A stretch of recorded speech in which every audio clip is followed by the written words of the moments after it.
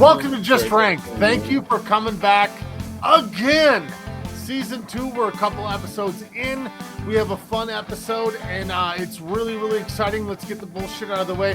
Go to justrankedpod.com, the landing page. You can go there, you can click, see all of our episodes, listen to all of our episodes, buy our merchandise.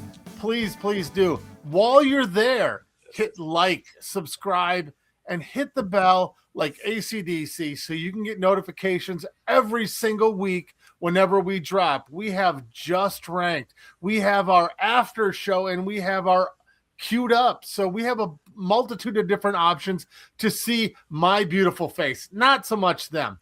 But this week we have a really, really cool, fun topic. A really hard topic. And it's covers. Covers. What's a cover song? It's really convoluted and simple, but it's a new performance or a recording by a musician other than the OG performer or composer of the song. Originally, it referred to a version, air quotes, of a song released around the same time. An example is Hendrix All Along Watchtower. His cover came up before the original did. Bob Dylan wrote the song. Jimi Hendrix was a cover. An example of the opposite, well, kind of the same, is Manic Monday was a Prince song, but the Bangles released it first, and then latter Prince released it later. So Prince did a version and not a cover of his own song.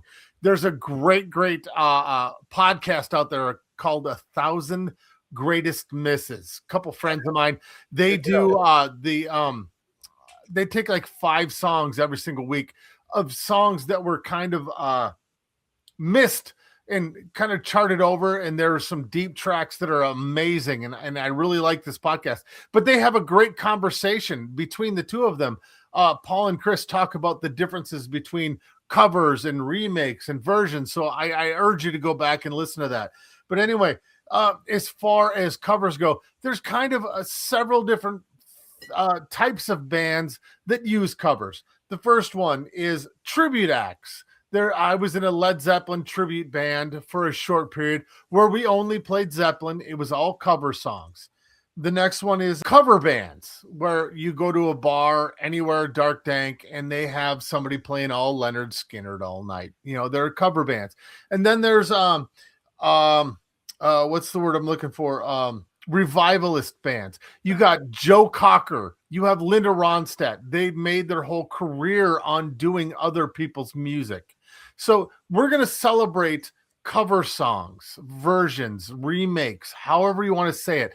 We're going to take a little bit of your time tonight, and we're going to do that. And we're going to start with Dink. So take it away, Dink. Oh, all right. No pressure. Right. Okay, so I don't really have a disclaimer by definition of my normal ones. Per se. I will say I had like many of us did, but I have a massive Spotify folder. Like I had a huge list to go through, and I was like, so it was really, the dwindling was tough. It was a lot like driving songs and some of the other ones we've done where I was like, holy shit, how am I getting this to 4? And the only one I really felt I left out, I'm not going to mention because I'm first, but it falls into that category of, and it was out in the 90s by a band that I like, did a version, and then the artist that wrote it then recorded their version after, but it's their song. I will say it if it in the end or in the after show if it doesn't come up. That's the only one that stands out as something that I omitted. Okay. And I'll roll right into my number 4. My number 4 kind of brings us back to time out. Oh, here we go again. I'm too quick. Samesies. Boop, boop, boop, boop. I'm going to go lowball again, just like I did last week. I'm going to do 1. I really think 0, but I'm going to pick 1. I'm leaning towards 0, but I'll go with Joe. The top people will go with 1, and you guys go with your deuce. Bottoms. I'm going to go with 1 just because I think maybe you two have the same. Where I don't think Chris and I do. I don't think that any of us have the same. Maybe Joe and I have 1. Right. No. But I'm going to be safe too. Right. I'm going to go with 1. So carry on, brother. Okay. So my number 4 as I was going to say, throws us back to some other episodes, one from last week based on one of Joe's artists, one from an earlier episode based on Joe's artist, same artist. The artist is Tears for Fears. The cover is by Gary Jules and Michael Andrews, and it is Mad World. The Nice. stripped down version. Is that a samey already? No, I'm sorry, I'm just thirsty. Oh, he's a liar. You can't trust him. Drink for nothing. But holy, he's fraudulent. I like immediately fell for the Fago. But yeah, no, I love this stripped down version of this song. Of course, it was in Donnie Darko. It was in some video games.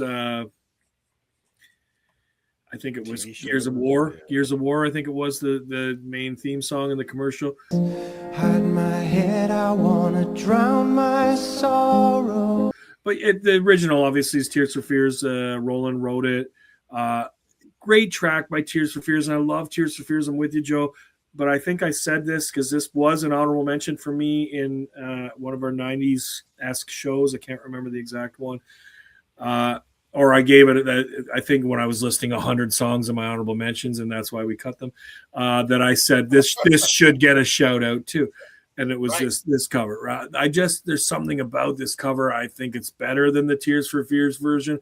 And I don't think that about all covers that I love. Wow. I truly do with this. And like I said, I'm not saying that because I dislike Tears for Fears. So yeah, this one's better. No, I love fucking Tears for Fears. But I think this version of this song is better stripped down. And I wish they would do a stripped down, and maybe they have, and I just haven't heard it. But that's it. Mad World. Gary Jules. That's interesting, man. I haven't thought about this since I've seen the movie, I think. And it is a very good version. It really is. Yeah. I really do enjoy it a lot. So, I mean, that's one thing. I know we say this shit all the time. That's why I love doing this show. It's not just having to do your picks, but it's like for you to come up with this song I didn't even think of. Yeah. This was not on my radar. But now that you said, I'm like, oh, yeah, obviously. Because when I do my picks, I'll get to how I picked my 4 songs. Dude, it's a very good version. I haven't heard it in probably at least 10 years, and I can still hear it in my head. Yeah, so yeah, good pick, man. I haven't heard this, so I just wrote it down. You like it. You'll be going back to listen to this. Yeah, you'll like it. Yeah, it's good. It's if you know the song, I mean, even if you don't know the song, I think you'll like it as a standalone, even if you're not a huge Tears for Fears fan. Like I said, it's Gary Jules on the vocal and Michael Andrews is the composer, right? There's just something kind of gloomy and haunting about it, but it's haunting. Cool. Yeah. It's cool. I would agree with I like it better than the Tears for Fears version. And you like it better too? I love Tears for Fears. We've talked about that. But yeah. But this cover is so good, right? Glitch there. Yeah, no, this cover is so good. Number 1 on the UK singles chart. I don't believe even with the movie and the video, I don't think it charted in the US or Canada, or I couldn't find it anywhere, or if I did, I just didn't write it down. Yeah. But yeah, that's it. That's my pick. So the one thing I love about covers, I mean, I can appreciate when somebody just covers a song and it sounds like the same original version does, but it's just their voice essentially, right? But I think or their instrumentation. I think it takes a certain set of balls to go, we're going to take this song and we're going to change it. Because now you end up alienating people that possibly alienate people like the original, but then you're saying, well, we think you may not believe this, but other people think, well, they obviously think their version is better because they're doing it completely different. No, it takes a lot more balls to do something a lot more different than just copying the original the exact same way it was written. What's the point of doing it then, right? Right. And this is a point taken right there that I still prefer the Tears for Fears version, but I still love this version. I can appreciate for what it is. It's dude, great pick. I think it's a perfect way to kick off this episode. Yep. Well, to piggyback on what you were saying is sometimes enough time has passed where the modern listener didn't know the OG song. So therefore they have a little more sway to change the song. Whereas like I was saying in my intro, there was the competitive nature where somebody got the song rights and redid it just a hair different, maybe a little heavier, maybe a different lighter. So yeah. Right. And this is on their first album, The Hurting, I think. So this is 83 or 82, and it's 01 that this came out. So that's enough. That's almost 20 years gap. So that's the 01, the the millennials or whatever, they were like, oh, what is this? Because they didn't know Tears for Fears. That's a whole generation difference. Yeah. Right. Yep. Yeah. All right. I will move on to my number 3. My number 3 also is covering an 80s song. That song that is covered is Dirty Diana. This is Shaman's Harvest. Love this. I love this cover, and I stumbled upon this cover to take a fucking page ripped right out of Chris's book. I saw these guys in concert here in 2017. I think I mentioned in another episode, Cheap Trick, or Shaman's Harvest, Cheap Trick, and Nickelback. And I took Jack because it was his first concert, real concert. What our first concert that is. Yeah, he wanted to see Nickelback because before he went diving head deep into mumble rap again, he was listening to some rock and none of his friends were. And I was like, oh, trying to hold on. Lost him. But anyway, he's like, I said, I'll go to Nickelback. He's like, well, yeah. And I said, yeah. He goes, all my friends hate them. I'm like, oh, everybody hates them. Let's go. I love them. Yeah. So we went and I'm like, oh, Cheap Trick's opening in this other fucking band. I didn't know who they were. And they played like what's their big song, Jimmy? They played Dragonfly. Okay, that's yeah. So in their encore, they played Dragonfly and then Dirty Diana. And I was like, what is this? This is like, and like he's just sitting there eating popcorn. And we're like, I was like, this is awesome. Like, awesome. Yeah. Yeah. So it stuck with me. I love this. And of course, for as much of a Michael fan as I am, and we did a Michael episode, go back and watch it. We could use numbers on that one. Please, which makes no sense whatsoever. I like Dirty Diana by Michael. It's one of his better songs. I don't think it made my cut that night, but this heavies it up. Yeah. It's pretty similar. Yeah. As far as just doing a heavier version, but it is fucking cool. And I like a ton of heavy versions that did not make the cut tonight that I wish I could include 20 songs that Chris and I probably listened to together. But this is the one that made it. So. Well, it's funny.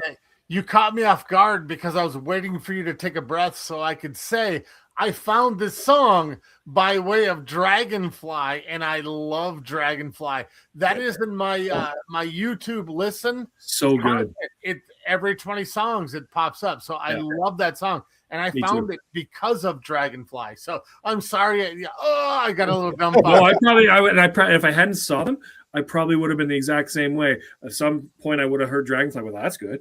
And then I would have listened to it. I'm like, oh, what else do they have? Oh, what is this? Yeah. Exactly. I better tell 4 people about this. 3 will care. Right. Or at least 3 others on camera. If it's anything like a Michael Jackson episode, it's just us 3. Right. But yeah, that's it. That's my number 3, Dirty Diana. I just love it, dude. Again, a great pick. I think where I was hoping this episode would be like, okay, let's take a song and make it our own. And they totally do with this version. Right. So good. Well, I'm going to disappoint. So. Right. Is it all disturbed? Oh, they were close. Chris, do you know this song? Have you heard this cover? Yeah. Oh, yeah. Okay. Yeah. Okay. Have you seen them live? No, he hasn't seen them live, or he'd be like, "Oh yeah, they're awesome." Because they were.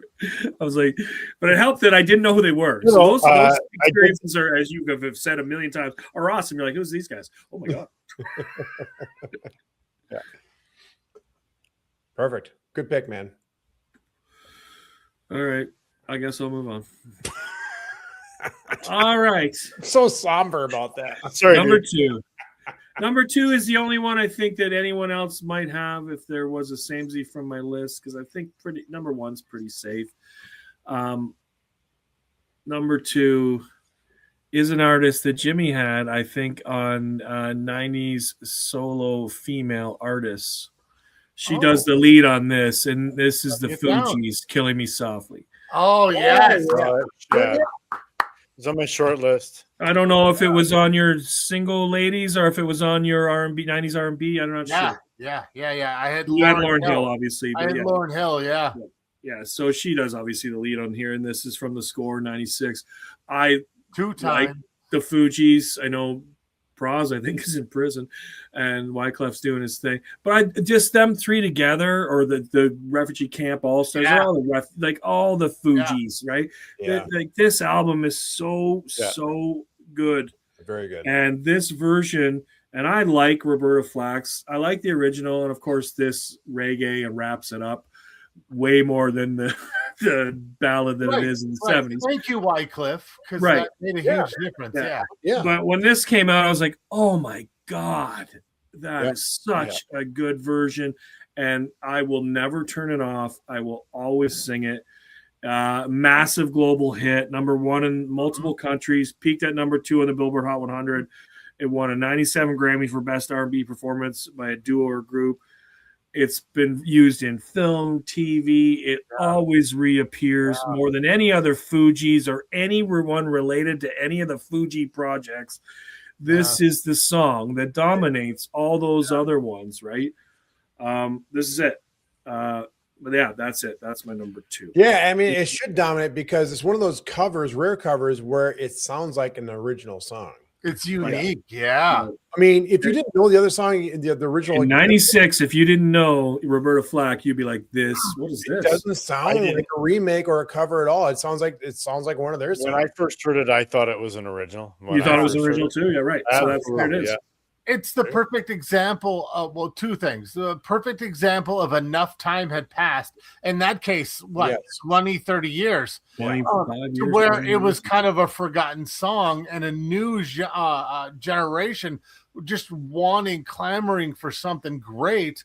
And two, her fucking voice is just haunting. It's fucking dynamite, right? So yeah, so good.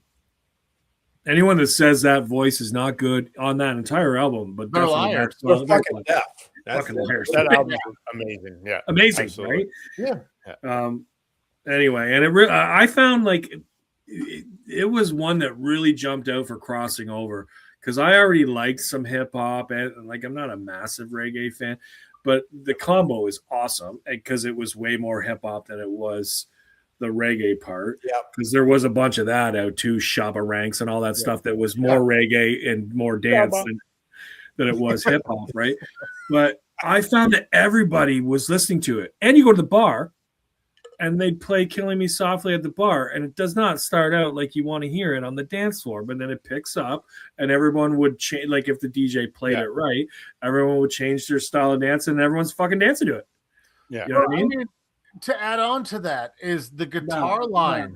There's like a delay to what was originally, I believe, a piano, and it's just that bow bow bow bow bow bow. It's really cool. It's unique, and they put a twist and a flavor to a good song and made it even better. Yeah, right. I agree. I do agree. This is one of those cases, and I'll get into this when it comes to my list, that I think this is better than the original. Yeah, I agree. I agree with that. I get it. You can believe what you want to. That's great. And you're correct in your own world. But I think, and for me, this is better than the original. By far. For me. No, and I would lean that way too. So that would be 2 of my 3. And Shaman Harvest and Michael Jackson are probably on the same level for me. So I agree. Yep. I'm already overriding. And my #1 for sure I think is better than the original. So it happens all the time. But the last 2 songs you had, they're 2 opposing songs. They're not the same song. Right. And that is part of the problem. And they're revisionists. Luxury. Yeah. Yeah, I agree. Did you say luxury? Right. All right. I'll move on to #1. So don't take up any more time. My #1 was easy, actually. My #1 is not even my favorite song by. My #1's a huge, well-known song, and I don't mean fucking Whitney Houston, who should get a note if we're going to say best covers, and I don't think anyone's going to have it tonight. But that is probably the best cover if you consider impact. Anyway. Or sales, record sales. Or sales. Anyway. So Jimmy's like, fuck you, I have it. Anyway. I'm waiting. Go ahead. No. I'm just saying I'm waiting. Okay, no, it's not. Yeah, that's not winning. My #1 is by a band that we might have talked about off camera, or we talked about in one of our after shows that you guys were so fans. These guys were on par a little bit when I grew up with maybe not so much the Cult, but there was those Steve Miller and bands that always were playing Zeppelin safe songs, always playing at parties. There seemed to be in my general area a lot of people that like this band, and I thought it was just us for the Cult. So I'm happy to hear, based on our last episode, that the Cult was popular in lots of different groups of people. Oh yeah, this band is Nazareth. And this song is This Flight Tonight, which is a Joni Mitchell song. Wow. It's not, like I said, I love this song. It's not my favorite Nazareth song, but I fucking really, really like Nazareth. And this is my favorite cover of all time. Look at Joe's face. Look at Joe's face. Saying, because I think we said at a previous show that we were all sick of Nazareth. Yes. I'm pretty sure we all agreed to that. I did say that for sure. I am. No, that was another 3 against 1. I am never sick of Nazareth. I love Dan McCafferty's voice. Rest in peace. I love Nazareth. I love 4 or 5 of their albums. I think they're best of If You Take Away Love Hurts. You never hear that again. Yeah. There's so many great Nazareth songs if you like Nazareth. And this is one of their biggest songs, and it's not their song. It's Joni's song, right? Two things. Number 1, rewind, you're wrong. Number 2, great pick. Great pick. Well, you're a Joni Mitchell fan, Joe, so... yes, I am. Yeah, but this version's but I guess if you don't like Nazareth, then you think Joni's is I just took a couple songs I never want to hear again, which is fine. Absolutely. We all this is one of them. Love Hurts. Yes, those 2 songs. This song and Love Hurts. Yeah, well, those songs about 1990, 91. Those 2 songs were, for whatever reason, played all the time. Hold on, Dink. Hair of the Dog and Love Hurts. Hair of the Dog. Okay. Yes, Hair of the Dog. Yes. Not this song. No, not this song. No. This is a this great song's pick. probably next. No, I don't think so. No, in their catalog as far as over in the U.S. Those 2 songs might be the only 2 songs people know in the U.S. from Nazareth. But this is probably their best song, I think. Yeah, this is right up there anyway. Like I said, because I like them a lot, there's a bunch of songs I think they're really good. But then, acquired taste, right? I'm going to guess then by what we're talking about right now, no one's picking Hair of the Dog by Guns N' Roses. No, I think that's safe. That didn't make nothing from the spaghetti incident made the cut. What they've been saying must be true. But yeah, I have a bunch of mumbo jumbo about them doing it, and it's Joni's song, right? It's from 73's Loud and Proud, blah, blah, blah, blah, blah, number 11 in the UK. Didn't really chart in North America, but great track, right? I used to in the early episodes talk about memories. So just to close this out, I stumbled upon this song when I was a kid. My parents had like a compilation 8-track, a bunch of 8-tracks, garbage ones, but Charlie Rich, Charlie Pride, Charlie everybody. Charlie Paycheck. Charlie Paycheck, yeah, that was a big seller. But yeah, so they had a compilation 8-track, and This Flight Tonight was on. I was like, oh, I like that song. I remember liking it as a kid. Later, when I had a ghetto blaster, holding it up to the speaker when the 8-track was playing, recording it.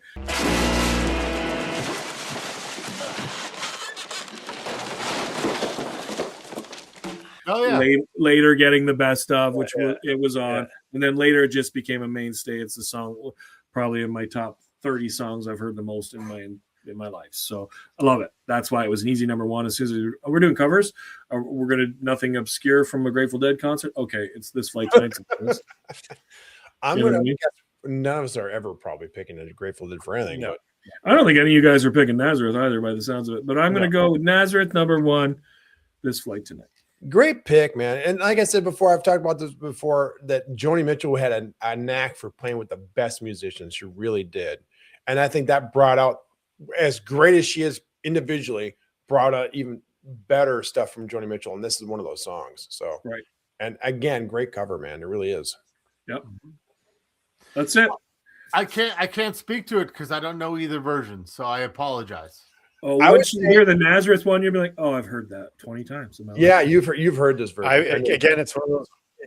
It's one of those covers that I thought it was a Nazareth original when I first started. I didn't know it was a lot of people think it's a Nazareth original, but I'm not a big Joni Mitchell fan. Right. But I kind of like when that happens, that you think it's the OG, But it turns out, no, 20 years, whatever, earlier, or in this case, it was probably 5 or 6 years earlier. And I gotta be honest. I think this was, not even. Yeah. I gotta be honest. I think with Chris, I think back in the day, I probably would have thought this would have been a Nazareth original when I first heard it. Yeah. I don't think because I wasn't really a Joni Mitchell fan back then, so I would have thought this was probably original. Yeah, so yeah. Well, this goes back to my opening where originally it was they were competing songs. Well, how many times did you see in the 50s and 60s you'd have a cover of a song released 5 months prior? Yeah, They're both out at the same time, and you're like, Yeah. right. Is this It had Trisha Yearwood or is this Leanne Rimes? Like, who is it? Yeah. Right. Yeah. And you guys are like, How do I what? live? I don't know. How do I live with that? I wouldn't know the difference. Well, you take the Beatles would cover a song 3 months after it got released. Well, how do I live? Or someone would cover the Beatles 3 months after they released it. You know, it's like it was crazy back then. Yeah, so you're right, Jimmy. I mean, it's hard to really know because I'm just a metal meathead, Hot Carl. So, Wait. Who's Carl? oh, he's Hot Carl, He's hot. and I'm not being fake. I see. He's hot for you. Sorry, carry on. Here, yeah, that's it. That's my list, boys. Those are my covers. I will pass it off to Joe so we don't run any longer. Roll right into you, man. Let's hear your shit. That was my list. That's my 4. There was so many great covers. I'll pass it off to you, Joe, and you can give us yours. Yeah, I mean, when you're talking about covers, we're doing of all time, right? So it's like, what do you do? Right. Jimmy brought up in the intro, I talked about All Along Watch Out before. I didn't bring it up this episode just because I've talked about this song, right? But really, my only disclaimer is for me, okay, YouTube, I did no live songs and I did covers I thought that were better than the original. Oh, you went with the better. Okay. You can see I'm wrong. That's fine. I'm okay being wrong. I'm a husband. It's okay. Yeah, I don't think I actually gave it that thought, but mine are all right. Like I said, mine all close to being better. So yeah, I get it. And my number 4 is going to be controversial because most of you have never heard this version. You know the song very well. You know the video because the video is fucking groundbreaking. But my number 4 comes from initially a video game. And the song is actually part of the plot. It carries a plot like we talked about a few episodes ago about carrying that plot along. So my song is by the actress and video game voiceover person, Ashley Johnson, and guitarist Chris Rondola. The song is Take On Me. The original by wow. Aha. So you say, where does the song come from? This song comes from the video game The Last of Us 2. Yes, I knew what you're talking about. Again, I not only try to pick songs I thought were better than the original, and might be really controversial. My number 2, especially you, I won't say it right now, but might be a little more controversial there. But this is also to a different medium. This was also released as a on the album as well for the video game and as a single. Yeah.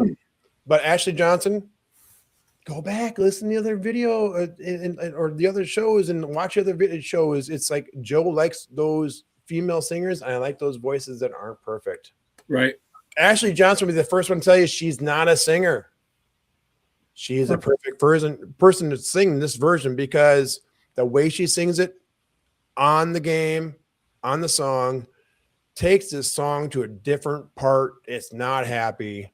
It's not a bubblegum like pop song. It's like, hey, take on me. It's Take On Me, and this sucks. But she does it in a way that's it's very soulful. It's completely the opposite of the pop song, right? The cover is much slower. It's melancholy, if you will. Yeah. It's done acoustically with no other instrumentation. It's just her voice and acoustic guitar. It's just her and Chris on the guitar. That's it. She doesn't have a perfect voice. If you listen to her, is she a singer? No, she's not a singer. And that's what I must have heard it. You probably have. I've heard it. Yeah. The original hundreds of times, but it was also repeated in the HBO series The Last of Us. So if you watch the HBO series, yeah, totally, yeah. So the actress of that show. I forget her name. Does she play it on the guitar on the porch in the show? In the show she does, yeah. In the video game, she plays it in a different part, but yeah. Okay, yeah, I remember it now. Yeah, but yeah. So Bella sings it in the show, and the version I'm talking about is done on that. In the video game, Ashley Johnson singing it.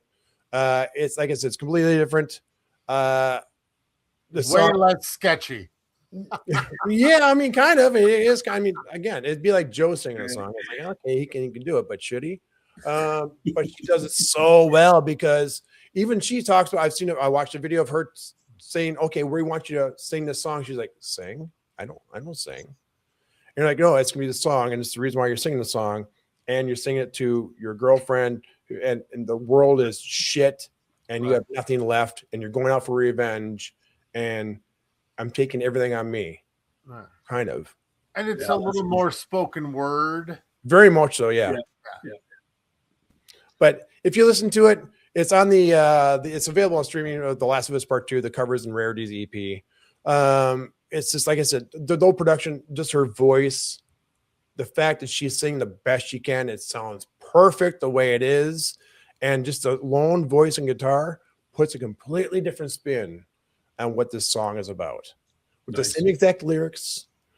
Like I said, I love a cover that takes it and takes it a different way. Not only do you do it acoustically and breaking it down, but just how slow it is. I just want to say it's 60 beats per minute. It's a slow fucking song. It's like done. Where the other one, I think, is a traditional 120 beats per minute. Right. And so it's half as fast.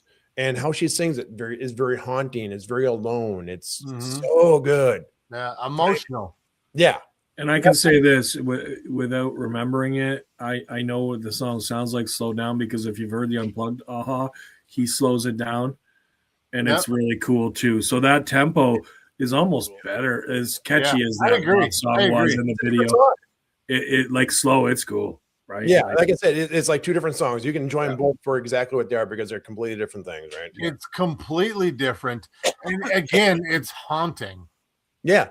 Again, I think part of it is the fact that this voice acoustic and it's so slow, and how she's singing. She's literally singing, and she even said, I mean, the director of the video game he's very famous for doing multiple takes, like 20, 30, 40 takes of something, to where he breaks the actor down. Because voice actors, at least with Naughty Dog, who did this game, they motion capture anything with the actors and their voice at the same time, like you do with, like, say, Avatar or something like that, right? Right. And so he'll break down the actor because he thinks they're either just kind of going through the motions or they don't have the correct emotion, and he breaks the actor down. And it sucks for the actor. I mean, I would imagine at some point, but when they get the result they do, it's like this. It's right. Yeah. I couldn't imagine doing 40 takes of something. But that's my number 4, Take On Me by Ashley Johnson and Chris Rondelay. So good pick. I was not completely unexpected, but yet amazing. My other 3 are you'll know for sure. Well, you'll know all these songs, but you for sure know you've heard of 2 of them. My number 3, though, not a well-known cover, but it's by a very well-known band who loves to do covers live. It is the Foo Fighters. Okay. And it's not their Prince song they redid, Darling Nikki. It is the Jerry Rafferty song. Oh, Baker wow. Street. Yeah. This is awesome. This is awesome. Yeah. Obviously, the original was released in 1978. This was released in 1998, so exactly 20 years later, as a B-side to My Hero. Rafferty wrote Baker Street while trying to extricate himself from Steelers' Wheel contract. Yes. So I think we've talked about this before. Yes. In the previous episode. The famous saxophone part obviously was played on guitar with a heavy driving feeling throughout. I mean, when I hear Baker Street, I hear the Foo Fighter version because it's just really? And I said before, Foo Fighters, even though they can be very heavy, to me have always had like a 70s type vibe to them. Absolutely. I think it's Dave's voice. I think it's Dave's drums too. Or it's not even Hawkins' drums too, because Hawkins plays drums very much like Dave did. It's very rooted in the 70s R&B, right? Correct? So I just want to hear Foo Fighters. It could be something really heavy, and I still hear like a 70s vibe. And this, where I think is a perfect cover for them, it's right up their alley, and they can put their own spin on it. It doesn't sound too weird, and it sounds like it's just a Foo Fighters song. Yeah, no, this is a great pick. We own the OG on vinyl, and we hear it quite often. But Foo Fighters version, it's a modern twist, but as you said, Dave, or the Foo Fighters in general, have a vibe. I keep saying this term, but there's a vibe to them, and it is very 70s, maybe even early 80s with some of their heavier stuff. Yeah. I really like this pick. I mean, I went into, like I said, with just having an endless amount of covers, right? I will say songs right now. We could probably talk about them on the after show. I'm sure there's been a lot of songs like, of course you would pick this song because that's the version everyone knows, right? Yeah. But like I said, when I think of Baker Street, I instantly hear this version in my head, and it's one of my favorite Foo Fighters songs. Period. Oh, that's cool. Yeah. When I think of Baker Street, I think. I don't know why, but it's all guitar. Song behind it without being too heavy and having Dave. Yeah, that's cool, right? Like, yeah, it's a perfect song for them to cover. So that's my number 3. Yeah, that's a great pick. I don't remember it. Check it out. It's well worth it. It's well worth it. I'm sure I've heard it before. yeah, you've probably it's worth the 3.5. The B-side, but it did get a lot of radio play, at least here in the States. So I listened to a lot of Foo Fighters. I'm sure I fucking heard it. You've had to have heard it. So good. Sorry. No problem. Wasn't it in their horror movie that they did? I never saw that. What horror movie? They did a horror movie like when 2013 or something. 19, yeah. Everything okay? Ever since we moved into this house, my mind is flooded. We all have writer's block. This is not just a creepy rock and roll house. I did not see that. I don't think I saw that either. Yeah, it's like Dave's like possessed and going around and killing the band members and stuff. I've not seen that at all. What? Yeah, they go to record an album in a haunted house, and he gets possessed and kills everyone. Yeah. Oh wow. Like I know Taylor Hawkins gets killed by like throwing a symbol into his head or something. Yeah. Stuff like that. It's very tongue in cheek and it's supposed to be like, so I am. What do I have to say about that? My number 2 is sorry. Yeah, your number 2. Sorry. Right. Hold on, I gotta take a look at the saxophone. Come on. Saxophone would be good. good. Saxophone that cover. Nice. All guitar, baby. My number 2 is written by Lennon and McCartney. But they were the second ones to do this song. This song was originally released and recorded by the Rolling Stones. And then later recorded by the Beatles and released on their second album with the Beatles. So written for or by Lennon and McCartney, mainly by McCartney, and then later finished with Lennon, given to the Rolling Stones because they were very good friends. Both bands were very good friends. And then after the Rolling Stones recorded and released it, the Beatles were like, let's throw in our album. And they did a version. But my version is not the Beatles version, which would be kind of a cover of their own song, right? It is 1989's Last Week's Show. This is why I didn't pick this band. LA Guns version of I Want to Be Your Man. Oh, wow. This song is a complete antithesis, complete opposite of what the original is. Right. Well, also some added lyrics that were not in the original. Yes, they did. They did tweak the lyrics. They totally did. They obviously, if you listen to their version, it sounds nothing like the Lennon McCartney version. Doesn't sound like the Beatles version. It sounds like it almost sounds like an LA Guns song. It really does. LA Guns doesn't sound like the Beatles. Oh no, it's awesome. Weird. Cheers might shock me. Yeah, I mean, the only way that you would really know it is if you knew the melody of the vocals from the OG. Yeah, the OG is a lot happier. The Beatles version just kind of repeats a lot of the same stuff over and over. LA Guns did take a little yes, Phil Lewis added lyrics. Yeah, added 2 verses to it. Yeah. Yeah, because I love this song. It's one of my favorite LA Guns songs. And again, I was just obviously I know this song. It's one of my favorite LA Guns songs, even though it's not an LA Guns song. I love this album, obviously, for obvious reasons. Oh, they're best. And Tracy Guns, I met the dude. He's a great guy. But when you hear the song, you don't hear, and it's a joke. You don't hear, it literally sounds like in every version. I tried looking up reviews because again, when it's LA Guns, not a lot of info on the song, right? Right. But every review I saw about this song was like, does not sound like a cover. It just sounds like an LA Guns song, which is kind of a compliment to the band who's covering a song, right? Right. Because Phil Lewis, I think, is an unheralded rock singer, really is. And him now being 60-some years old sounds just as good as he did back in 1989. He sounds so good. I don't know what the guy does because he takes care of his voice. He sounds exactly the same. I'm not being nice. He literally sounds the same. But he brings a raw, raspy, powerful vocal to the song that obviously, like I said, the Beatles version and the Rolling Stones version is very happy. It's like, I want to be your man. And they just repeat that a few times, right? But yeah, that's my number 2. I Want to Be Your Man by LA Guns. I really love I was not expecting that at all. I really love this. It was in my head, and I'm like, is it really a cover song? It's that whole internal dialogue. Yeah. Because there was added verses and whatnot. Yeah. But this is one of my top 3 favorite LA Gun songs. I love it so much. And then I think at the time, again, I didn't know that it was a cover or a remake until when you and I were hanging out several years after the album was released. This is a Beatles song. I'm like, no way. And then later I go back, I YouTube it, and I listen to the OG. There's a semblance of the song. That's about it. There's a semblance. That's about it. Yeah. You're right. Yeah. No, I love this pick. Yeah. I mean, I knew this was going to be on my list. Case in point, okay, people kind of give you a hint of how it goes in the show. Season 1, early season 1, we were coming up with ideas. That's what we do. We kind of throw 4 of us have like 4 or 5 ideas. We go, okay, here's a bunch of ideas.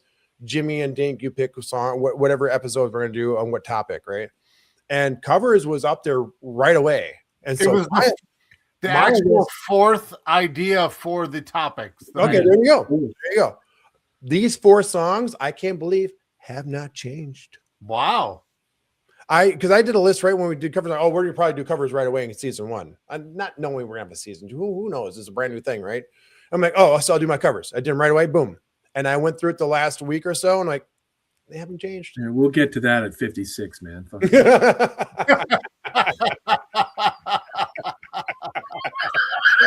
You shelved that shit. You wait until 2026 when everything's peachy and nothing's going on. Put that in the closet. We'll find it later. Right? That's my number 2. I Want to Be a Man by LA Guns. That's awesome. You probably say off the album Cocked and Loaded. So there you go. Love it. That was my slow pitch team's name, Cocked and Loaded. Yeah. Okay, so my number 1, I think Jim and I specifically have talked about this band a lot, and I won't be surprised if he picks this band for a song, but probably not this song. It's probably their most famous cover because this band. Damn it! This song is done. This band has done so many covers. They actually had what? Does it go? Oh yeah. I knew you might have one because, like I said, this band has done a lot of covers, and like we've said in previous episodes, they do a very good job with covers, especially in their genre. They're technically known back in the day as a thrash band, and now they're just known as a metal band, right? Yeah. I'm of course talking about Anthrax. Yes, I fucking love this band. I really do. You're gonna have one on here. They're so fucking good, and there's no question this is always my number 1. Even though I think the liner notes say a trust cover. Oh, that was the cover on my list. I'm like, this song is way better because it wasn't until years later when I heard the original version. I'm like, this is fucking so much better. I'm of course talking about Antisocial, baby, by Anthrax. You're antisocial. To this day, man, it used to be their closer for a long time. Again, I've talked about before. I saw Iron Maiden 3 times just to see Anthrax open up for them 3 times. Again, I could have picked a bunch of songs by them. This entire top 4 could have been all Anthrax because I love all their covers. I thought you might do that as a funny. Mine almost was. Yeah, I should have. In an alternate universe, a multiverse, I might have picked all 4 Anthrax covers. Like Parasite, obviously, I think their version is much better than Kiss. I mean, it's like Parasite Lady. Anyhow, we're told we're not supposed to sing our songs. This, of course, was the original version by the French band Trust back in 1980. It's the fourth track off their fourth studio album. One of probably my number 2 or 1 favorite Anthrax album, State of Euphoria. I don't believe why this album doesn't come up more with Anthrax fans. They tend to like other albums. I love this album. I really do. I adore it. I think this song really showcases Belladonna's vocals. Belladonna is a unique individual, especially in the genre, man. He really is, still to this day. And he's stood the test of time. I love his vocals, loved him back then, because back then when he's singing back and, through the second through his entire album until obviously Sound of White Noise, he was different than every other thrash or heavy metal singer. He really was. Absolutely. And that's what made him so great. Either you loved him or you hate him. And a lot of people didn't like him because he didn't sound like everybody else. So like, well, that's why unique, right? Like, well, he was melodic. Very melodic. And again, Scott's Ian riff with the song. I mean, come on, it's antisocial. It's they make it their own. I think it's their strongest cover of all the covers they've ever, and they've done a whole bunch. But the video was all over MTV. I think it really gave being on MTV and being such a commercial song, and they made it commercial. Let's be honest, they really did. It gave Anthrax a bigger, broader audience to listen to them. Yeah.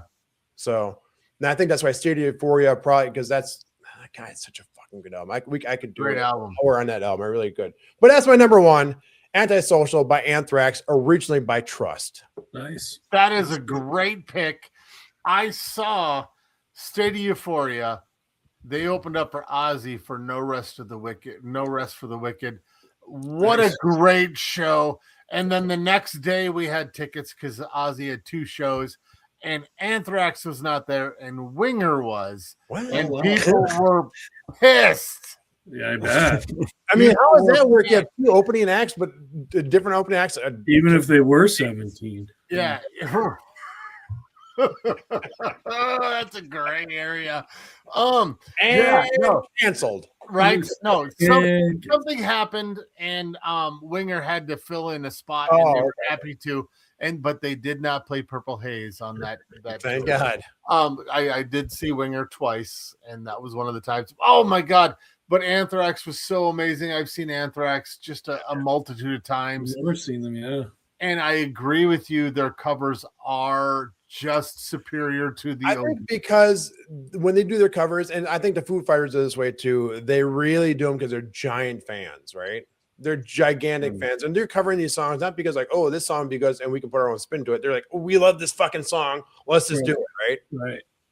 You know, it's not their fault. A lot of people didn't ever heard the metal band Trust from France. You know, right? It's not their fault. They have a Just Rank T-shirt that says "I love this fucking song."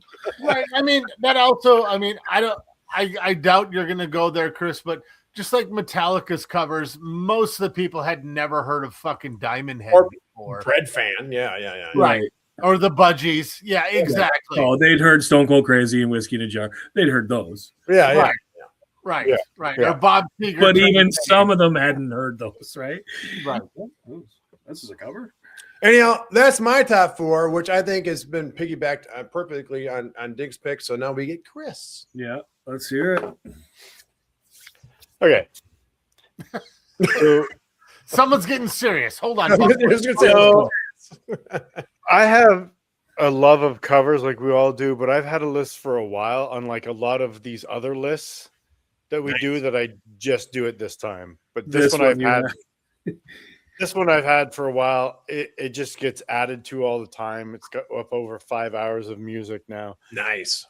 Like in stone. My top 4 that I picked here have always been probably in my top 10, if not in my top 4. Right.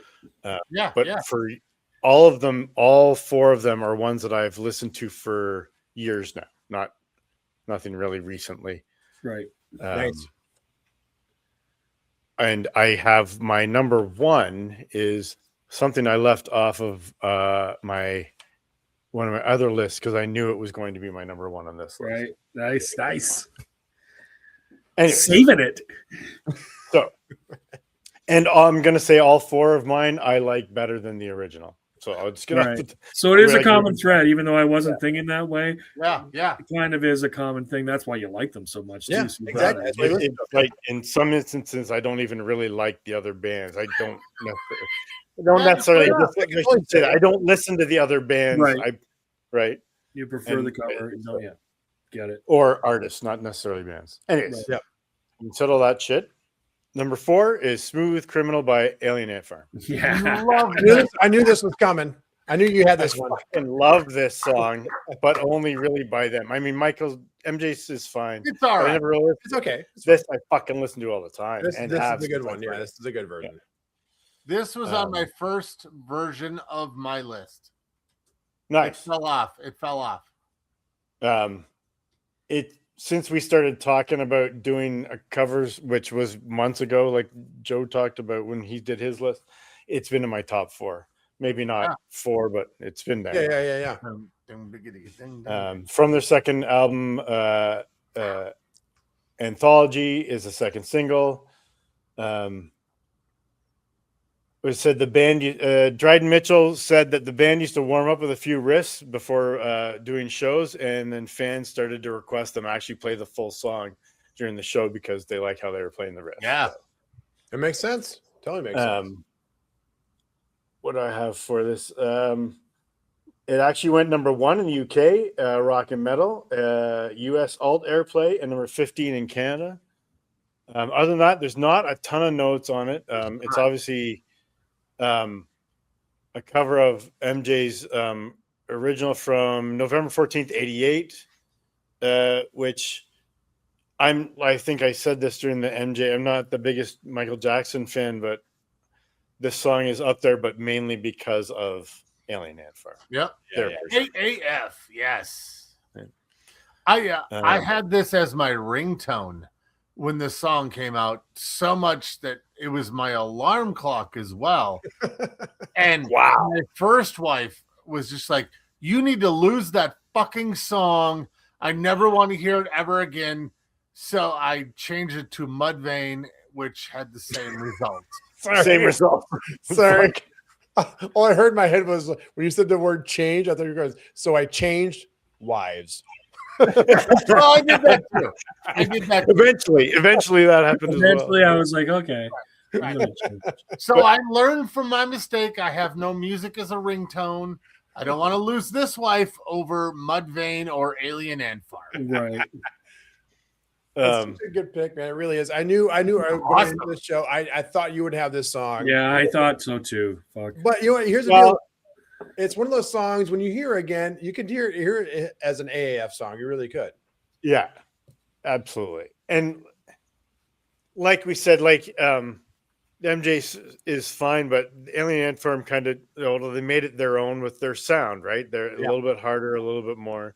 Mm-hmm. And I remember the early days of Napster and or other downloading sites and making mixed CDs and always putting this on something every time and sure that we played this all the time at your place or Ian's place whenever we got together. But huge in my memory. And it was a huge hit for them too. Huge. Organic. Right. Number 1 in Australia, number 3 in Denmark, number 2 in Finland, number 1 alt airplay, but also number 23 in the Billboard Hot 100. Yeah, number 1 rock metal, number 3 UK singles. So yeah, big. It was a banger, man. It was fucking awesome. Yeah. What was really cool about it, again, Video Baby, I talk about this all the time. The video, they were paying homage to Michael Jackson. I mean, they were poking fun because that's their personalities. Yep. But they were really, truly paying homage to Michael Jackson, the Michael Jackson videos. And this drummer is just fucking amazing. This bass player is killer. Yeah. The bass player left after the follow-up album. He left, and it's a different bass player since. But this drummer is just fucking incredible. He plays with such grace these amazing space filling fills and something you wouldn't expect that's happening there. And I adore Alien Ant Farm. I am a fan of the catalog. So yeah. Me too. I gotta say though, it's pretty bold to call your first album Greatest Hits. Right. And it's a good idea to call your second album Anthology. Exactly. Yeah, that's awesome. Take that. It's like it fits in with like the band, right? It just like the way they are. I loved it. Right. Well, so I had this when you're talking about Michael Jackson. Apparently, they sent a copy of the video to Michael Jackson for his approval before they released it, and they asked for a bunch of changes, like the kid with the wearing the mask while he was dancing, and then eventually Michael Jackson decided that he didn't like the changes; he liked the original version. So then, when he was pop locking, the kid pop locking. Yeah. So they went with the original version, and then in 2022, Mitchell said, "We went through quite a bit of money and bullshit to make sure we were appeasing Mr. Michael Jackson." Right. So it seemed like he resented it a little bit afterwards, but I would imagine so.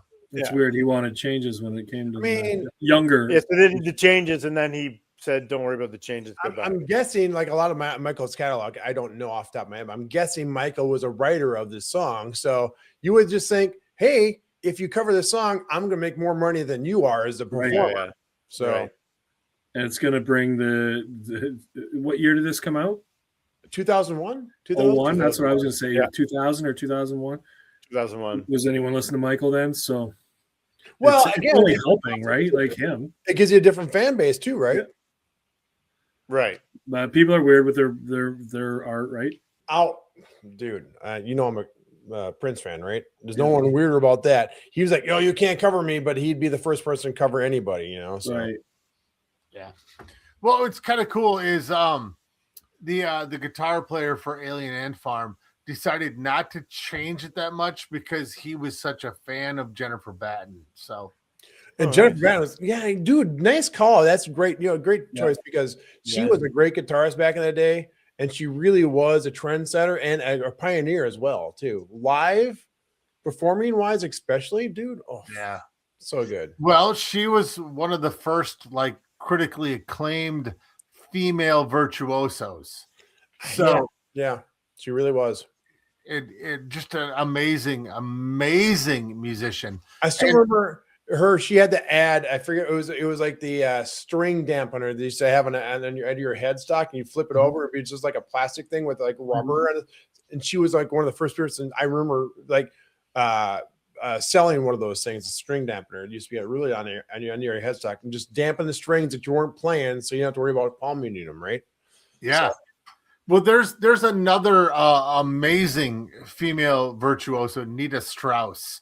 Oh. And Nita Strauss loves to talk about Jennifer Batten. In any interview she can get Jennifer Batten in. Jennifer Batten. Okay, now you can talk about me.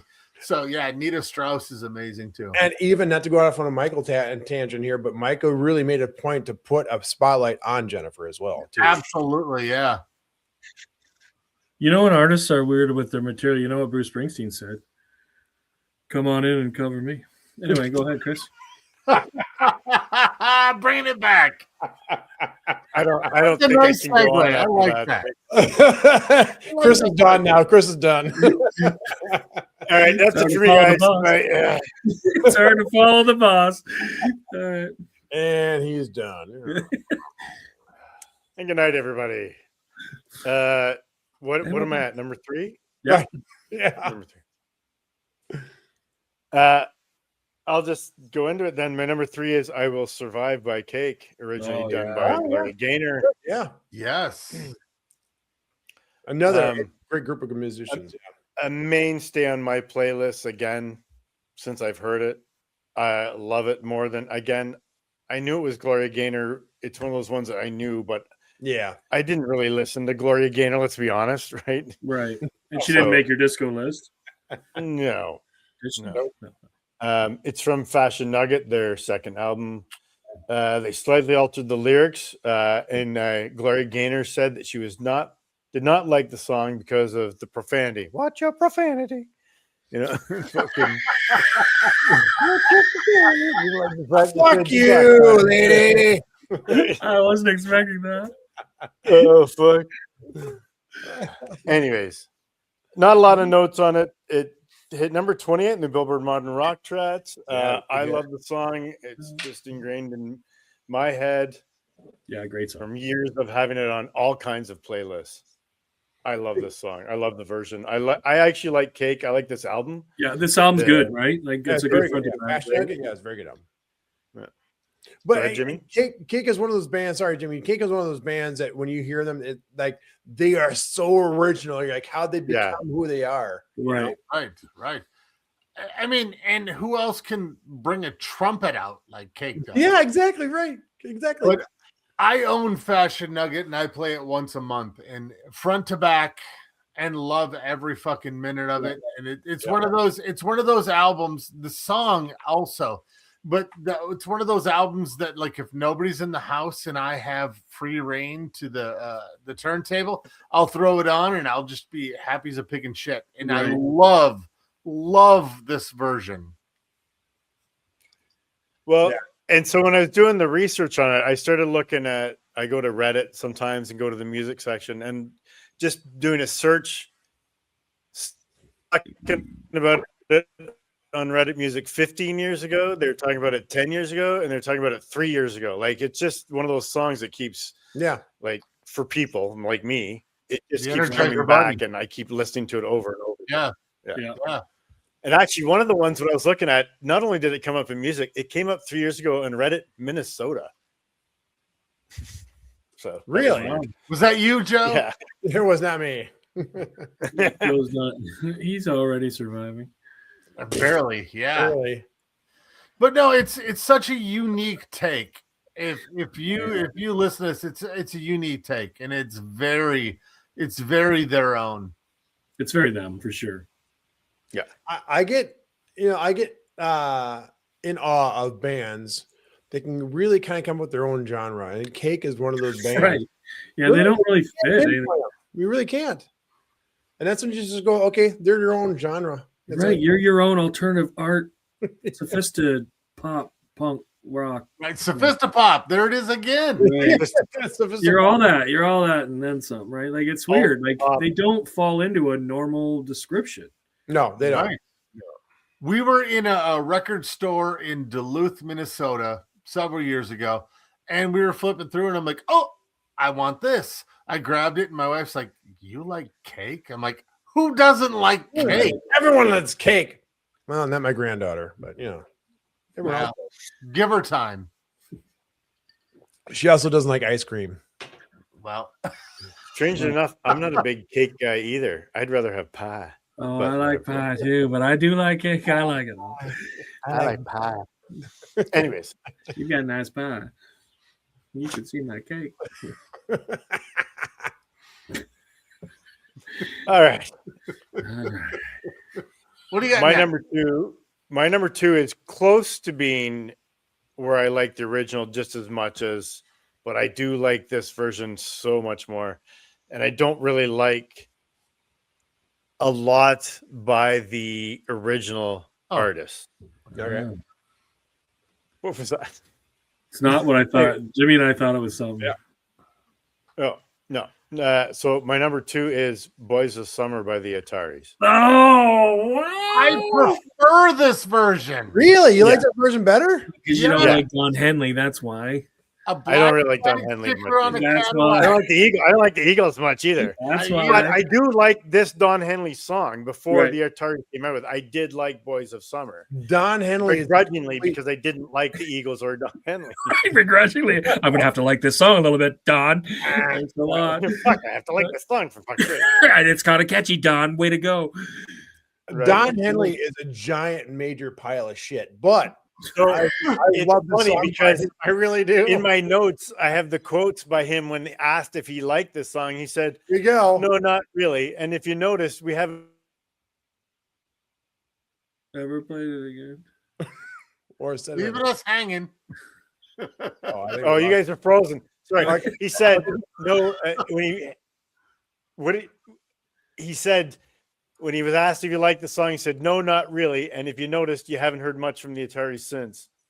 Oh, wow, that was a nice shot, eh? So that would have been a dig, right? What a Having fuck. said that, it did pretty well. It wasn't like it was. Mhm. It was It was number 2 everywhere. modern rock tracks Billboard, number 10 in Canada, and number 49 in the UK. But whatever. I love their version. I like the Me too. Ataris. Right? I like the version too. I love both versions. I really do.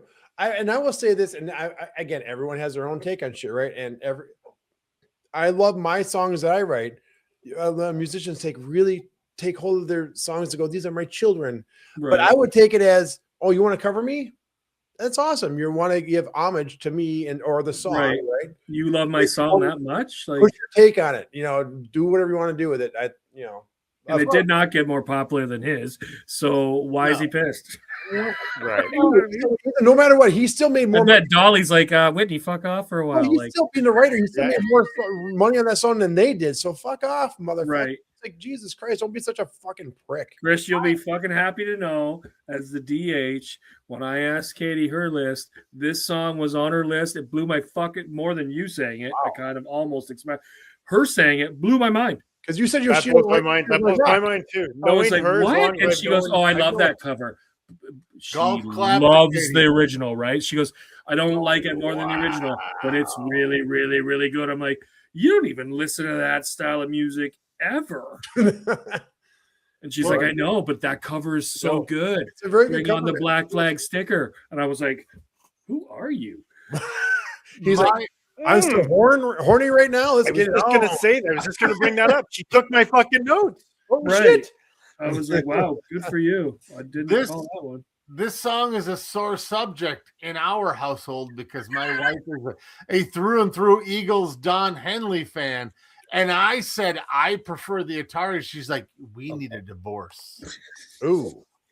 That's how serious it is. Well, geez, but Don Henley can suck it because this version's better. As a friend, Jimmy, I have to ask you, as a friend or brother, how you feel about wife number 3? Yeah, well, I gotta side with Jenny on this one. I love you guys, but I like Don Henley's version. This one's good, and it's a good cover, and it's a great pick. But I love the original. I do really love the original. It's quintessential 80s, right? Yeah, exactly. And I saw him in concert and with the Eagles, and obviously the Joe did some of his songs, and Don did some of his songs. This might have stole the show. If I didn't dislike them so much, then I may be agreeing with you. Right. No, and the Atari's cover's cool, right? It is cool. It is different kind of take on that fucking song. I was really happy when they made a really good cover of it because I love the fucking song. Right. And well, 2 points. Joe, to answer your question, she's decided she's going to pick out my third wife. Okay. Well, that's good. And to what you're talking about with the song, the video, they paid homage to Don Henley's video. So it was not a disrespectful. Yeah, not at all. So Don just grumpy Don, right? Well, you're not going to cover a song if you fucking hate it. Well, no, right. They modernized it and they made it a resurgent song, which I am very sure that he made money off of the top and also off of the backside with everyone going back to the OG. So Don Henley can suck it. Just let me say this. Don Henley, I love your version. It's a great song, but fuck you, dude. Seriously, what a fucking piece of shit. Right. I said DH was designated husband, not Don Henley. But I know what you meant. All right, number one. And just wanted to know, I like how they changed it to Black Flag. Me too. Me too. Yeah, that was a nice little. I thought. Yeah, it made more sense, right? Like it totally fit. Well, they're punk, so it made sense. Yeah, right. Yeah. Love it. All right, my number one is CanCon. Not the original, but the cover is done by a CanCon artist band. Almost a family band. It is Sweet Jane by the Cowboy Junkies. Oh yes. Oh, there you go. It was on my short list. Cowboy Junkies, but I don't know the song. Toronto. I don't know if you know that, guys from the States, but they did a version in 1988 based on the 69 version by the Velvet Underground, and Lou Reed has been quoted several times as saying that it is his favorite version of the song. That's fucking wow. So not only is it my favorite version, it is Lou Reed's favorite version, and he's known for being a little bit of curmudgeon about. I was just going to say he's known for being an ass. Yeah. So I found that a little Or at surprising. least he did an album with Metallica. And I have to say, it's back-to-back episodes with a Lou Reed reference. Yeah, you're right. Well, and this is the song that I left off the 89 list because I knew it was going to be number 1 on my covers list. Because it was also released in it says 88. Sorry, I thought it was 89. No, it was 89. Oh. It was released in 89. Sorry, my bad. Wow, so many 89 songs coming up lately. Weird. So it was released in 89 in early 89 in Canada, and then later in 89 internationally. But it was also on the Natural Born Killers soundtrack in 1994. That makes sense. Which is where I absolutely fell in love with it. I was just going to say, you've mentioned that soundtrack several times. You have. The band, I don't know, you guys don't know the Cowboy Junkies that well, but there's Margot Timmons and her brother Michael and Peter. Not related to anybody in Duran Duran. Not even say that. How about the Wilson brothers? What? They're related to the Gap Band. So. And Simon Le Bon. And Simon Le Bon, yeah. Somehow related to Simon Le Bon, yeah. But yeah, that's all I have. There's not a lot of notes on that. It did chart a little bit, but yeah. Oh, such a solid cover. I'm with Lou Reed. Rest in peace. And I like the Cowboy Junkies. He's right. It is a better version. I agree. Such a good version. But how is it? Her voice is amazing on this album. Yeah, I was going to say, how confident you got to be in an artist to say someone covered my song and is better, right? Whether he's saying it for fan service or not, it's still a great thing for him to say it, whether you believe it or not. I think it's great. Right. It's more than Don said. Well, and the cool thing about the Cowboy Junkies is I haven't run into her, but I know people that run into Margot all the time because she lives in Toronto still. Yeah, as you say, she's floating around. You know each other. I'm telling you, you do. Yeah. So she's always active down on Queen Street still. Apparently, people run into her from time to time. Yeah. Anyways, that's my list. Elander like dating. They're just happen to ride this up together. It's a common disaster. Yeah. I don't think they'd get along. I talked to her on Bumble just yesterday. It's fine. Anyways, we have 12 songs, man. It's been that was another good list, man. Fuck.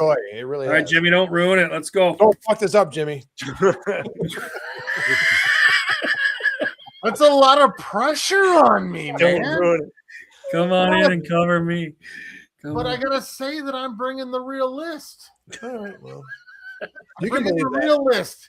You guys are just cannon fodder to my real list, so it's awesome. I'm going to start out with covers in our lifetime, but musically for me, covers were the thing that brought bands to the surface.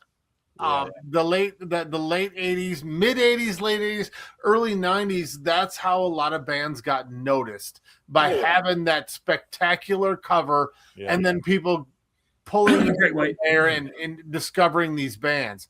For me, all of the bands on my list I knew through and through and were always fans, or I was always a fan of these bands.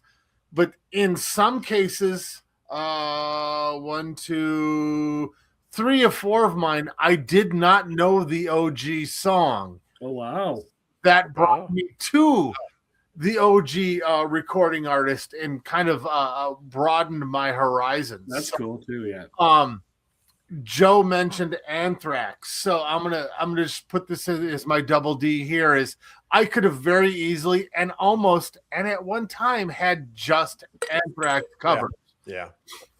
My number 4 is an Anthrax cover. Yeah, baby. And I was very concerned, very concerned that you were going to take my spotlight, and I am going to disagree with you that your cover is the best. I'm going to say it's the second best. Okay. Because the number 1 best Anthrax cover is a Joe Jackson cover of Got the Time.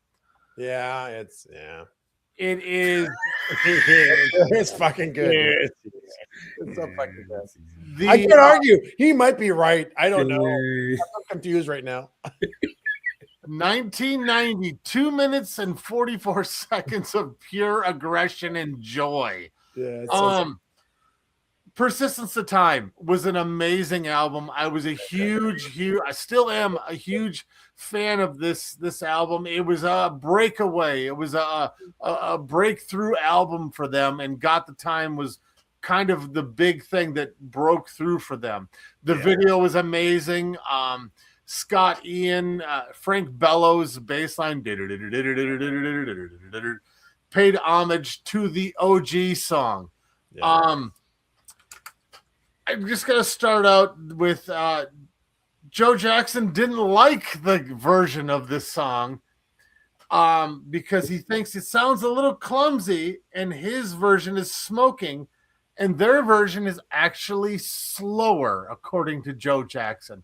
But I did a deep dive, and they're both 120 beats per minute. So, wow. Like most songs on radio, 120 beats per minute. Take that, Joe. Maybe he didn't think it was sophisticated enough. right, Sophistopop. There's that I don't care. There's that fucking attitude again. It's like, dude, just fucking enjoy music. Dude, just take off the jacket and give it to Eddie. Jesus, Right? I mean, it's Joe Jackson. He's got some arrogance. Yeah, The other quote he had is, "Thanks for the royalty, guys." yeah, exactly. Yeah, why bitch? Just take the money and run, like Steve. Right? Stop bitching, you fucking Like, whiny piece of Miller. shit. Fuck, Jesus Christ, man. Right. Seriously, And- I mean, come on, dude. Enjoy the fact somebody's covering you. Right. It's not like somebody butchered it and then went, yeah, fuck, we Right. did that song because we fucking hate you. And you know what? The style of music you play isn't the only style of music played, dude. It really right. I mean, to the general There's only one pop, style, according to Carl. right? I mean, the general populace knew one big song, and that was "Stepping Out." I mean, I do enjoy Joe Jackson, and we have do I. several of his albums. I Well, that knew comment- more of his Oh, is she really going out with him saxophone is tonight? sticking right up his ass. right. He's an interesting fella, but so let's come back to the song. He gave an interview and he said he never quite understood why they were called speed metal, because they played the song because Joe Jackson played the song twice as fast, apparently at 240 beats per minute. Wow, dude, he's fucking playing thrash. Holy shit. Absolutely. But to go back to Joe Jackson's version is amazing. It's very good. It's very good. Yes, it is. I'm going to say it's amazing. I love the OG, and Anthrax didn't change a lot. No. What they did change was Joey Belladonna's voice and cadence. Yes. And I really fucking love this song so much, and it amps me up. And going back last episode, in the 1989 episode, I listed off a list of cover songs we played. I purposefully left it off because I wanted to bring it onto this show. We used to play this song live, and it was such a crowd pleaser. Sure. And it used to stress my legs out.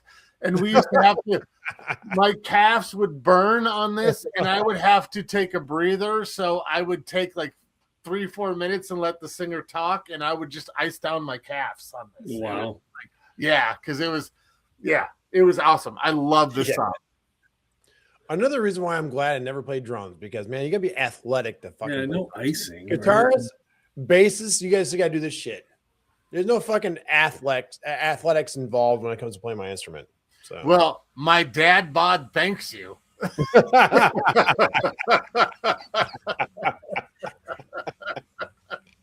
So, all right, we're going to go to number 3.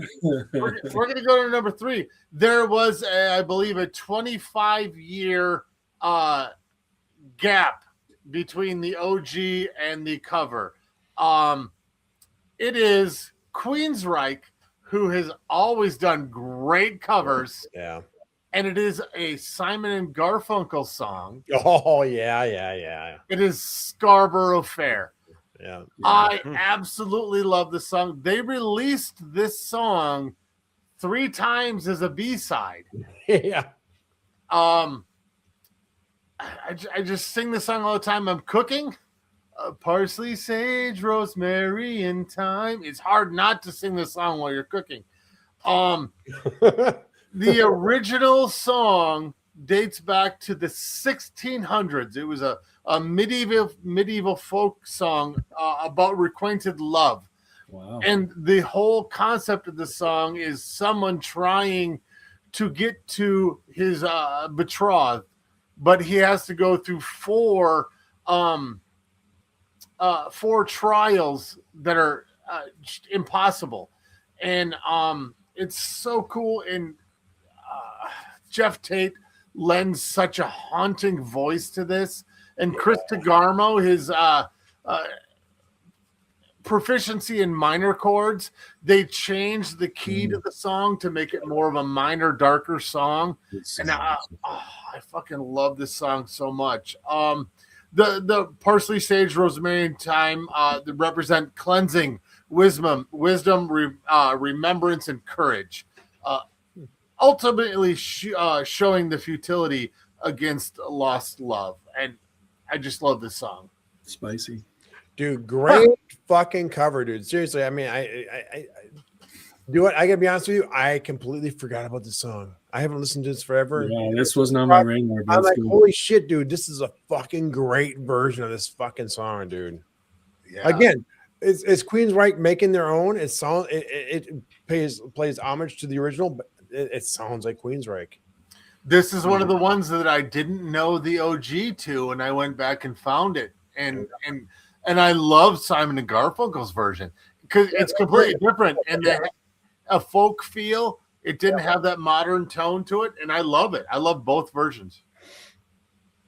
Yeah, they're completely different versions. Yep. Nice. Great picks, man. God, this is a great show. Yeah, that's weird. Well, this is the one that you probably you're going to know the OG, but not the version I'm speaking of. And unfortunately, there's almost 0 notes to it. So it's the song is From the Beginning. Emerson, Lake and Palmer is the OG. Dokken redid it on the Dysfunctional album and also One Night Live. I did know the original song to this. My mom had the album and played the song all the time. But Dokken does such a great version. It's a little more haunting. George Lynch is obviously the key to this song. He really, excuse me, I'm sorry I have the hiccups. I apologize. He really he keeps it to the same, but puts his own notation, tone to it. And I really love this song. If you take a moment to just go back and listen, it's like 3.5 minutes long. So I would suggest. I'm gonna be checking it. I don't know either version. Oh, really? Yeah, and I like both those bands, so I don't love them, but I like both those bands. Yeah. Well, I guarantee once you go back and listen to the opening, because George Lynch keeps it the same opening, you're gonna be like, oh shit, I know this song. Okay. Maybe not by name. Yeah. Cool. Yeah. So all right, so I'm gonna go to the number 1. Oh man. So okay. In all of musicdom, there are 2 songs that will make me cry. Oh, we've talked about it in our Alice in Chains show, Nutshell. It is one of the most emotional songs that I've ever heard in my life. Number 2 is Johnny Cash, Hurt. Yeah. Oh wow. And I thought you guys might have this. I thought someone would have this. Yeah. I was a little nervous that Chris was going to have this, but there's a lot of real cool history to this song, the Johnny Cash side of it. I mean, the Trent Reznor side. Trent Reznor wrote this. 9 Inch Nails played it. It's a completely different song with Johnny Cash. Oh, yeah. You listen to the cadence of Johnny Cash's voice versus Trent Reznor, completely different. Not even a melody, but a completely different cadence to how it's said. And Johnny Cash is more of spoken. Trent is screaming. 2 different things. The cool thing that I found about Trent Reznor in this is Trent Reznor was living in a house in the Hollywood Hills that turns out was the Sharon Tate murder house. Fuck off, really? From You the didn't know that? I didn't know that. I didn't know that Trent bought that house. I didn't know that either. He was living there. I don't know if he bought it. Or But, rent. if the viewer listeners, if you don't know, Sharon Tate was brutally murdered with several other people by Charles Manson. So the Manson murders that made him infamous. He was living in this house. It's apparently supposed to have a dark energy, and he wrote this song while he was living there. Wow. Back to Trent. Trent responded from hearing it. Initially, he heard the song. He thought it was invasive, but after the video, he said, "Powerful piece of art. It wasn't even his song anymore. Johnny Cash made it his own." Yeah, he immediately turned into fucking Bob Dylan, right? Like, yeah, it's your song now. Yeah. What was more cool notes about this is Rick Rubin produced this, and Rick Rubin brought Johnny Cash 5 or 6 songs. Actually, from what Rick Rubin said with Rick Beato, it was 20 songs, and asked Johnny Cash to pick 4 or 5 that he really liked, and Johnny Cash just surpassed the song, and he's like, passed on this song and said, "Yeah, that's not even my style of singing." And Rick Rubin said, "No, you don't understand. The song was written for you, and you need to listen to it, isolate yourself, and just check it out." So Johnny Cash took him at his word and did, and he practiced kind of singing the song over 100 times and finally found his voice in the song and fell in love with the song, and in fact cried multiple times during recording the song, because it turns out this song was a love letter about his life and his wife, his heroin addictions, and his jail time, and everything that he had to go through. I'm feeling the emotion right now on this, and the hair is literally standing up on my arms right now. This song is one of the most moving songs you've ever heard in your life. It is not a heavy song. I mean, as far as momentum or anything, it is just Johnny Cash, his voice, a guitar, and one single piano key. Ding, ding, ding. It is fucking beautiful. It's amazing. If you can take a couple minutes out of your life to go back and visit this song, visit the OG song, compare the two. They are beautiful works of art, both of them in their own rights. 2 different versions, and that's what I love about covers, is when you can take a song and turn it into a work of art outside of the original work of art and make it your own. Cover songs have their place in musical history, and will always, hopefully the artists going forward can take the artists of the past and turn it into a future work of art, and keep those remembrances going, and keep those old songs flowing, and keep them alive. And that's the premise of a cover song to me. Right. That's it. Yeah, this is my number 5. Oh yeah. See, this is the one I thought you guys would have the same. You two. Not even on my list. I know, and Chris, you and I have talked about it before. I like it, but we both like the Nails enough that I don't know. I don't. This is controversial. I don't really like Johnny Cash's version. Really? You and we talked about this in another episode. Yeah, okay. But I knew you Americans loved it, right? I like it. Love it. It's fine, but I don't listen to it ever. Really? I'm sorry. I love his. Don't be sorry. I dislike it. I like Personal Jesus is a good cover too. Don't waste his time. He was on to listen to this shit. Yes, Personal Jesus. It's fine. It's great, but it doesn't connect with me for some really reason. Okay, fair enough. Which music should do, right? Right. And no, the real question is the hair on your arms. Is it yours or Rick Rubin's? It's both. Well, we are. That guy's shedding hair everywhere. And I are listening to music in the woods together.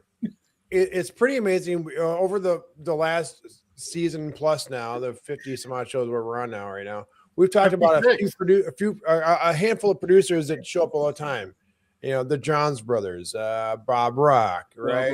Mutt Lang and Rick Rubin.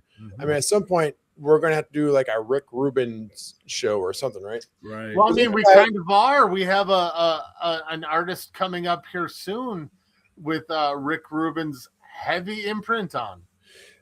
But see, it's like Rick Rubin, that dude can produce any kind of genre. It doesn't matter. Where the other, every other producer is kind of like they get their little segment and they do that very, very well. Rick Rubin can do anything, right?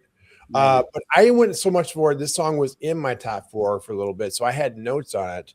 And the best part about this was when Trent Reznor was heard that that Johnny Cash wanted to do a song. He said, "Sure," but it sounded kind of gimmicky. He's like, "I don't know how this is gonna work. It sounds like it's gonna be a gimmick, right?" And he said, I heard the song. I'm like, it sounds like it felt to me like someone was sleeping with my girlfriend. And it kind of pissed me off a little bit. And then he said he got a pre-release of the video, and he said, "Oh fuck, my girlfriend has left me." Right. It's now his song. Which when I read that, and it's weird that I remember that because again, notoriously for having a shitty memory, but still, when I read that, I was like, that is the perfect fucking metaphor for saying someone's taken my song and made it their own. It's no longer mine. Yeah. Whether you enjoy that version or not, but that's how the original writer felt about it. He's like, it's gimmicky. He's like, what are you doing? Cover my song. It feels like you're kind of stealing it. And it's like, oh shit, now you fucking own it. Right. So that's pretty amazing. It's back to the old thing. Like, why you get mad? Like, I don't know. It's art. You're protective of it. I get it. Yeah, I mean, I'm sure. Well, with that being said, you gave permission for someone to do your song anyway. So. Yeah. And then afterwards, you're like, oh, fuck, it's too bad. And I'll tell you, it's like, wow, all the emotions. I'll tell you a secret too. You don't need someone's permission to fucking cover their song. But a lot of bigger artists will do that to get the permission to kind of be on good graces. Right. And do you need well, I guess you don't if it's under the same label. I can do a whole I could right now with my distributor, I could do a whole album of covers and not have to get anyone's permission and release it. That's how it works. Yeah. You can release it, but you're not going to get paid royalties. Well, of course not. You won't. No. Of course you won't. Yeah. I mean, most bands do covers to get recognition, right? That's really why they do covers. For the love of that song and or to get the recognition of that song, of the history of that song. You know? Great pick, man. I guess I figured this is the one song I thought, well, 3 people might have this song because it was on my list. And when I think we talked about a previous show, we talk about this song, and I thought Chris was going to have the Bangles for a little bit because I didn't pick Hazy Shade of Winter. Yep. That was as well. And I'll talk about that on the after show. But a great pick, man. This is one of those a great example we were talking about before, how you take a song and make it your own. I mean, seriously, Johnny Cash covering 9 Inch Nails. I mean, how polar opposite could you? I'll give you that. Yeah, that obviously hits with you, Jim. Yeah, if it makes you that emotional, it hits with you, right? Like it strikes chord. I was even getting a little emotional talking about it because it strikes. I can almost feel that, right? Like the original version and the video of the original version. Oh, it's so memorable. That gives me goosebumps. Yeah. What year did that come out? 94. 95. 95. Downward Spiral. Yeah. That's amazing. So well, hey, I guess I'm glad somebody had this because I left off my list thinking 3 of us would have it, but it's like great. I'm glad somebody had it. So perfect. I'm happy I got to talk about it. So, I mean, that's the whole point of covers is to reignite flames of old songs that you may have missed or get to rediscover, and that's amazing. And I love that whole concept. And I always give kudos to someone covering someone else's music. Yeah, me too. So, I mean, with that being said, I mean, we're Just Ranked. Visit justrankedpod.com. Hit like, subscribe, check us out, come for the journey. hit the bell like AC/DC, and Go fuck yourself. Go fuck yourself. thank you very much. I mean, we still love you, but seriously. That hurt my Except for you. Just Ranked is researched and produced by the Just Ranked crew. Edited and mixed by Joe Burkle. Socials and marketing by DJR Media Services. Theme music by Blue Joker. If you're enjoying the show, please set your podcast app to download new episodes and help spread the word by leaving a review and tell everyone you know to listen. Oh, yeah, right. Well, I tell you what. Why don't you go fuck yourself?